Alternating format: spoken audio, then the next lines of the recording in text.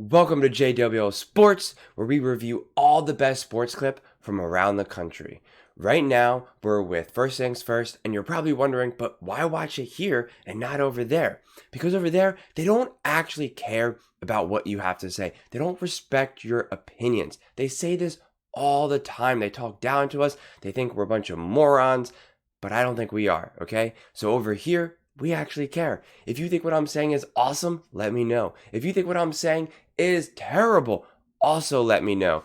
Either way, let's get into some discussions, let's get into some arguments, but ultimately, let's have some fun. And please, if you like this video, please give it a thumbs up. It really makes a huge difference for visibility. And also, if you really like this video, please subscribe. It's free for you, and it means everything for me, and it's a huge help. So, thank you so much, and without further ado, let's get to it. Fight, bro. It's game of the legit game of the year. Wow. Yep. So, who you got? You got one of these teams going to the Super Bowl. Yeah, Baltimore. Yep. This is funny. Soon to have both of them. No, this is a funny thing because why? yesterday, for some reason, I thought the game was in Baltimore, and I really thought, man, they are disrespecting the Ravens by having them 5.5-point underdogs.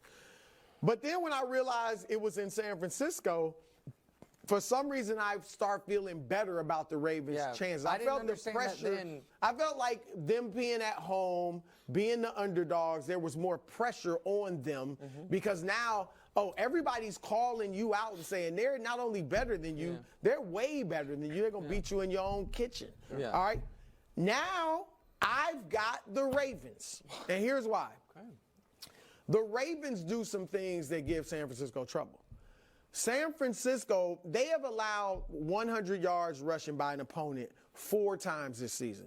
2 of those games they lost to Cincinnati and Cleveland, which are good run teams. The other team that's gained 100 yards against them twice is ironically Arizona, which does have a good run game. But what does Arizona not have? Defense. So they can run, but they can't stop you like Cleveland can. And Baltimore can. Baltimore has the best run game in the league, not only the best in the league, but it's unique because of the quarterback, Lamar Jackson. Good. So you're going to have, I think they're going to be able to run the ball on San Francisco, and then they've got the defense that can stop you. So I see a close game. I think they do slow down McCaffrey in the run game, and I got 27-24 Ravens. So this Excellent pick. You make a lot of good points. Let me add to an additional Ravens, a reason to like the Ravens. And I said it yesterday, but I want to amplify it.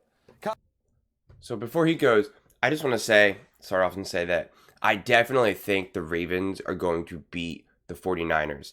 I think the Ravens are a tougher team, and I think they're technically the toughest team that the 49ers have faced. But if you really kind of think about it and you really go back to their schedule, the 49ers, the reason why everyone thinks that the 49ers are so good is because they've been beating, obviously, teams, but their big wins were against Philly and against Dallas, right? That's why everyone really thinks, okay, the 49ers are clearly the team to beat and the best team. Let's really think about this for a second. We know Dallas is terrible on the road, okay?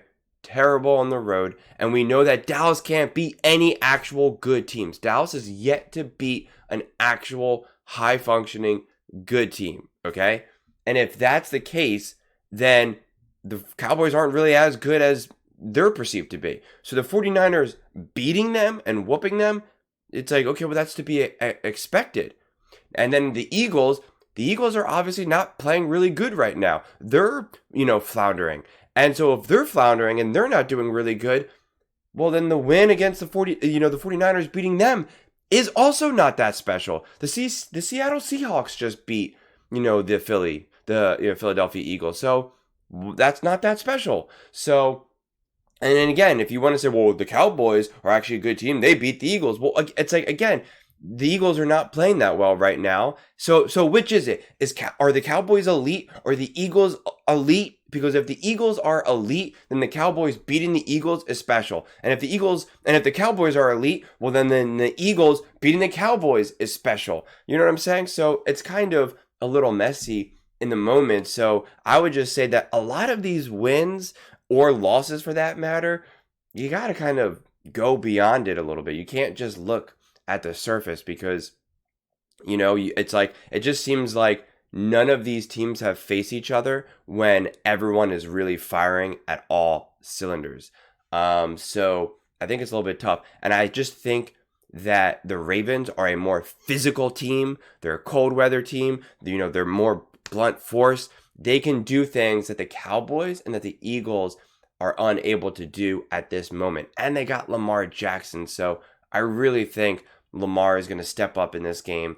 And I think he's going to show what a real quarterback can do relative to a Brock Purdy. Plus, I trust the Ravens coach to really be able to out-scheme, what Purdy can do. Kyle Shanahan cannot win games he's trailing going into the fourth quarter. This is a point that I have made over the last year. It is now, I think, seeming to catch on more mainstream. Going into the fourth quarter, down 3 or more in his head coaching career, it has happened 32 times. How many do you think he's won? 3? 1. That's a bizarre. How can that be? Josh, we're working over the holiday. We're going to grind all these games. Do you put that on his quarterbacks? I put it. It is a combo, but it is a coach quarterback problem. I think that if you don't, and I'm not trying to diss Purdy here. This is if you don't have a true difference maker at quarterback, then if you all of a sudden the game script gets away from you and the other team knows. We don't have to respect the run the way we typically do. We don't have to. We can really play you in a different way. He doesn't have an answer, and his quarterbacks have never been. And there's only like 10 of. No, I'm talking about as a head coach. This is only in San Francisco.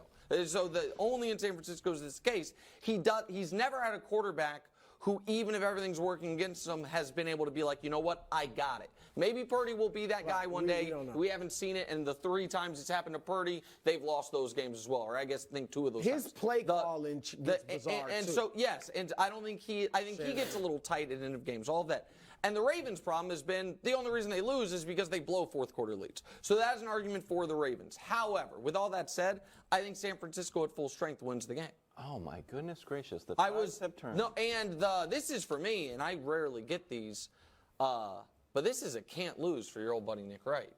Because smart move. This is where Nick Wright again is so annoying because he's saying this because he's such a Kansas City Chiefs fan that he just thinks that they're so elite and none of these other teams are, and he just can't get past that analysis. He just can't get past it, and it's like. At this point, it's just frustrating and cringe, and it's like, I understand, like, he's saying it without a doubt. It's one thing if you're saying, listen, I believe that the 49ers at full strength will beat the Ravens, that's fine, but he says it with, like, such conviction, like, never a doubt, right? Like, just like the Kansas City Chiefs were never a doubt going to go undefeated, and it's like, it's kind of his shtick, and it's just, for me, it's getting old and annoying, and it's just, I hate biased people in the media like that. I mean, it's like so disrespectful to a Lamar Jackson, honestly, for that matter, just to be like, oh, without a doubt, they're just going to win. I mean, like, it's just, if that's the case, I mean, seriously, if that's the case, then why is it full strength? Full strength do the 49ers beat the Chiefs?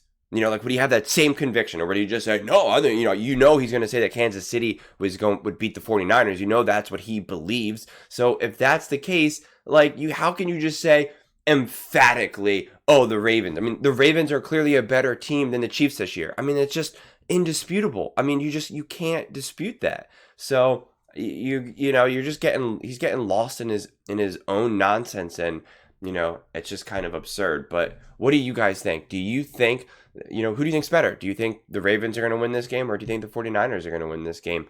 Who would you rather have as your quarterback in this game? Lamar Jackson or Brock Purdy? I think that's a great question, and that's actually going to be the premise of the next video.